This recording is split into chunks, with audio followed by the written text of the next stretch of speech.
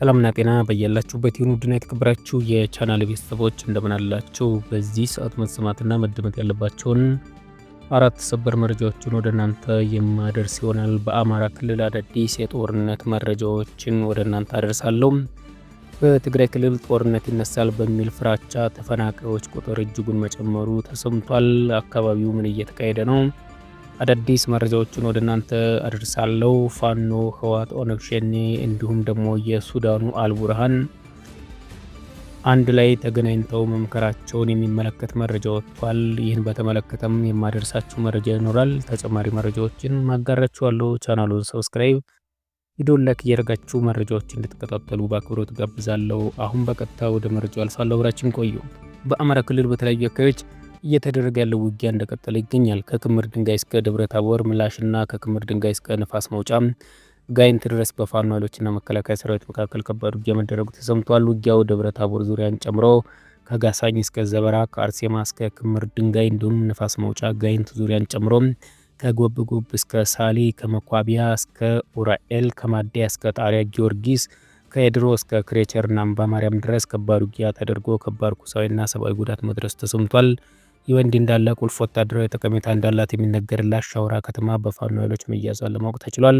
በተመሳሳይም በደቡብ ወሎ ግዲ ወረዳ እስካሁን ድረስ በንጹሃኖች ላይ እየተደረጉ ያሉ ግድያዎች መቀጠላቸውን የሚያመለክቱ መረጃዎች እየወጡ ይገኛሉ። በትግራይ ክልል ያለው ውጥረት እንደቀጠለ ሲገኝ ጦርነት ይቀሰቀሳል በሚል ህብረተሰቡ እየተሰደደ እንደሚገኝ ተሰምቷል። በተጨማሪም ከፍተኛ ቁጥር ያላቸው ወገኖች ካላማጣ እንዲሁም ኮኮረም አካባቢ ተፈናቅለው በቆቦ ከተማ ተጠልለው እንደሚገኙ ታውቋል። በአሁኑ ሰዓትም በከተማ የሚከራይ ቤት መጥፋቱና አልጋ ቤቶችን በኮንትራት በመያዛቸው የመጠለያ ችግር መፈጠሩን ለማረጋገጥ ችለናል። ከተማዋ መሸከም ከምትችለው በላይ በተፈናቃዮች ተጨናንቃለች ተብሏል። በከተማው ተጠልለው የሚገኙ ተፈናቃይ ወገኖች እስካሁን ምንም አይነት ድጋፍ ያላገኙ ሲሆን በዚህም ከፍተኛ ችግር ውስጥ መግባታቸው ይሰማው። ይህ በእንዲህ እንዳለ የፋኖ፣ ህወሓት፣ ኦነግ ሸኔና ጀነራል አልቡርሃን ኃይል በጋራ መምከራቸው ተሰምቷል። የቀድሞው የቢቢሲ አፍሪካ ዋና ኤዲተር ዋና ምስራቅ አፍሪካ ጉዳዮች በንቃት የሚከታተለው ጋዜጠኛ ማርቲን ፕላውት አራቱ ኃይሎች በቅርቡ በሱዳን ተገናኝተው መምከራቸውን ዘግቧል። ጋዜጠኛው አራቱ ኃይሎች የኢትዮጵያ መንግስት ላይ የጋራ ጥቃት ለመክፈት መምከራቸውን ጽፏል። ከዚህ ቀደም ዘ ኢኮኖሚስት እነዚህ ኃይሎች በሱዳን ተገናኝተው መወያየታቸውን መዘገቡ ይታወሳል። የሱዳን ብሔራዊ ጦርነት የሚመሩት ጀነራል አብዱል ፈታህ አልቡርሃን የኢትዮጵያን አማጽያኖች እንደሚደግፉ መረጃዎች ያሳያሉ። ለአብነትም ከቀናት በፊት ተቀናቃኛቸው መሐመድ አብነን ዳጋሎ ከትግራይ ታጣቂዎች ከአልቡርሃን ጎን ተሰልፈው እየወጉ ነው ሲሉ መክሰሳቸው አይዘነጋም።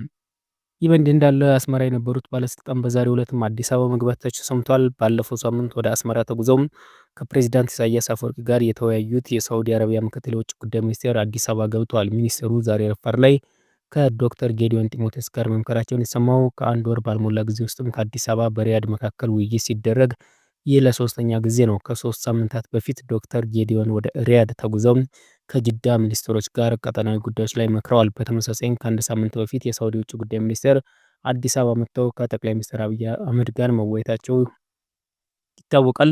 ዛሬ ደግሞ የሪያድ ምክትል ውጭ ጉዳይ ሚኒስቴር አዲስ አበባ ገብተዋል። ይህም የቀጠናው ትኩሳት ከመቼውም ጊዜ በላይ መጨመሩን የሚያሳይ ነው ሲል አንድ አፍታ ሚዲያ መረጃውን አጋርቶናል። ወደ መጨረሻው መረጃችን ስናልፍ በቤኒሻንጉል ጉሙዝ ክልል መተከል ዞን ቡለን ወረዳ ውስጥም የኦሮሞ ነጻነት ሰራዊት በመንግስት መጠሪያው ሸኔ ታጣቂዎች እንቅስቃሴ መጨመሩን በነዋሪዎች ላይ ከፍተኛ ስጋት እየፈጠረ መሆኑን የደረሰ መረጃ ያመለክታል። የታጣቂ ቡድኑ አባላት በሞራ ቀበሌ ዳህን በተባለ ጎጥ ውስጥም በግልጽ ሲንቀሳቀሱ ይታያል ነው የተባለው። በተጨማሪም በማላጣ ቀበሌ ብልቃንዲ በተባለ ስፍራ ታጣቂዎች በብዛት ሰፍረው እንደሚገኙ ተመላክቷል። ይህ በወረዳው የተለያዩ ቀበሌዎች የታየው ሰፊ ስርጭት የአካባቢውን ሰላምና ጸጥታ አደጋ ላይ የጣለ መሆኑን ነዋሪዎች በምሬት ገልጸዋል። ታጣቂዎቹ ከአካባቢ ነዋሪዎች ላይ ሰዎችን እያገቱ መሆኑን ተገልጿል። በባሩ ቀበሌ አይሺ በተባለ ጎጥ የሚኖር አንድ 19 ዓመት ወጣት በታጣቂው ተይዞ መወሰዱን የዓይን እማኞች አረጋግጠዋል። የታጋቹ ወጣት እጣ ፈንታም እስካሁን ምን እንደሆነ ያልታወቀ ሲሆን ድርጊቱ በወላጆችና በወጣቶች ዘንድ ከፍተኛ ድንጋጤን ፈጥሯል ነው የተባለው። በመተከል ዞን ባለፉት ዓመታት በተደጋጋሚ የጸጥታ ችግር የሚታይበት ቀጠና መሆኑ ይታወቃል። አሁን ላይ ታጣቂዎች በወረዳው ከተሞችን፣ ገጠር ቀበሌዎችን በነጻነት ይዘው መንቀሳቀሳቸው ነዋሪዎች ዕለት ዕለት ስራቸውን ለማከናወን በሰላም ለመኖር እንዳይችሉ አድርጓቸዋል ተብሏል። መንግስት በአካባቢው ያለውን የጸጥታ መዋቅር በማጠናከር የዜጎችን ደህንነት እንዲያስከብር ነዋሪዎች ጥሪያቸውን እያቀረቡ ይገኛሉ። የቻናል ቤተሰቦች ለሰዓቱ የነበረኝ አጭር መረጃ ይህን ይመስል ነበር። ከቆይታ በኋላ በሌላ መረጃ እስከምንገናኝ መልካም ጊዜ ይሁንላችሁ።